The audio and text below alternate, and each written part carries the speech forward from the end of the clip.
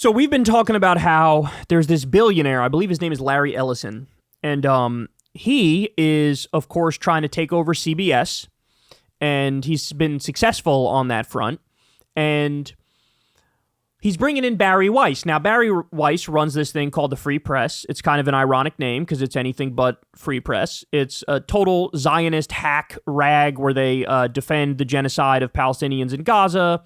They defend Israel come hell or high water. They shit on pro-Palestine voices. And so, Barry Weiss's Free Press gets like 7,000 views per video on YouTube. It's a joke. If she's worth, and they're paying her like $200 million. If she's worth $200 million, yours truly is worth like $4 billion, okay? If we go based off the actual metrics and you look at it quantitatively. So, with CBS being taken over by right-wing forces, we're cooked because 60 Minutes, which otherwise did good work, is now going to be horrible, and other news shows on CBS are going to go to shit. You're going to have a pro-Trump slant, you're going to have a right-wing slant, you're going to have a pro-Israel slant. It's going to be a mess. It's going to be very bad, right? No more, you're not going to be in the same zip code or universe as truth-telling. I mean, that's out the window, right? Well, now, scary little update. As we mentioned the other day, it looks like this same billionaire is trying to make a bid to get CNN. This would be I'm no fan of mainstream media now. I think we have massive problems now, but this unequivocally would be significantly worse. Imagine, instead of having like the neutral both sides outlets of like CNN, right? If most of the major news outlets were just right-wing MAGA rags. That's what we're looking at. We're looking at Fox News, One American News Network, Newsmax, CBS, and CNN, all going right-wing, all going massively pro-Israel. And MSNBC, if you'll remember, is being spun off, so it's no longer going to be under the NBC umbrella, and it's going to be called MS Now, and we don't know. They might take that in a different direction. You might have MS Now become more of what CNN is, so they might do the both sides false equivalence stuff, and all the other outlets might be doing the right-wing stuff, which means you don't even have a liberal voice, never mind a leftist voice, in the fucking room. But it gets worse. You ready? Listen to what Howard Kurtz says on Fox News. President Trump, who's won a pair of lawsuits against the three broadcast networks, is now escalating his battle against two of them. ABC and NBC fake news, two of the worst and most biased networks in history, give me 97% bad stories. If that's the case, they are simply an arm of the Democrat Party and should, according to many, have their licenses revoked by the FCC. So should Fox News have their licenses revoked because they give Democrats 97% bad coverage? Should Newsmax, should One American News Network? Should all of the outlets that you like, should they have their license revoked because all they do is suck off Republicans and suck off Trump and shit on Democrats? No, of course not. You know how this works. It only works one way. 97% bad stories. If that's the case, they are simply an arm of the Democrat Party and should, according to many, have their licenses revoked by the FCC. I would be totally in favor of that because they are so biased and untruthful, an actual threat to our democracy. So do you understand what he's doing here? CBS and CNN are in the process of being taken over by pro-Israel, pro-MAGA forces, right? So going to take them off the table. Then you have ABC and NBC. He's trying to get their licenses revoked for being, too anti-Trump, too critical of Republicans.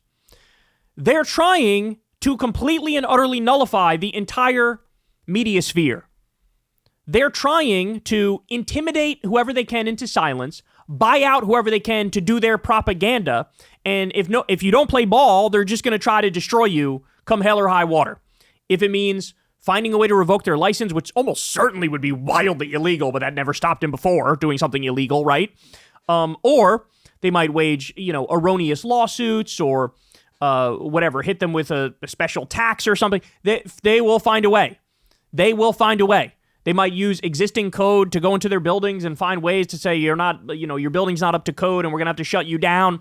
They have a million ways that they could fuck you over. And it's happening right in front of our eyes. So what's coming is going to make you yearn for even the media environment that we just had, 3 years ago, 4 years ago, 5 years ago. That's how bad this can be. That what we have now might look like a panacea compared to what's coming. Because he is committed. They are making moves on every front to make this country a one-party country, to make this country a dictatorship, a tyranny. That's what they're doing. They want to totally snuff out any chance Democrats ever have of getting back in power, and any pro-Democrat voices and anti-Republican voices. They're going to destroy it all. Which is why they're working hard on doing the gerrymandering thing. Hey, let's lock this bitch down. Let's guarantee ourselves more seats. We know we can't win straight up anymore because we're destroying the country in every imaginable way. Let's just rig it. Let me sign some executive orders to crack down. Right? Trump is saying he might declare a national emergency and fucking put off the election. Like, this is where we're at, y'all. This is where we're at. Never mind all the conspiracies about the last election, which there's a lot of stuff that's legitimate questions there in terms of, ballot purging and things of that nature. Greg Palast has gone deep on that. We've had him on Crystal Kyle and Friends to discuss it. There's already question marks, but this is all out in the open now, bro. This is all out in the open. And so imagine our media, just a complete hellscape of a MAGA nightmare where no dissenting voices are even fucking allowed. And then, what? We're the fucking last bastion of truth tellers and authentic people speaking their mind from the left. And then, they'll probably find a way to try to come after us too, right? Any left-wing or liberal voice, even online. So this is where we're at, y'all. This is where we're at. I guess what really amazes me is that the fact that there's any hesitance still to this point to call this man a fascist is the only thing that's shocking to me. Is that, something bad is coming. No, it's not. It's here. It's already here. They've already built concentration camps. They're already bombing people in illegal fashion, right?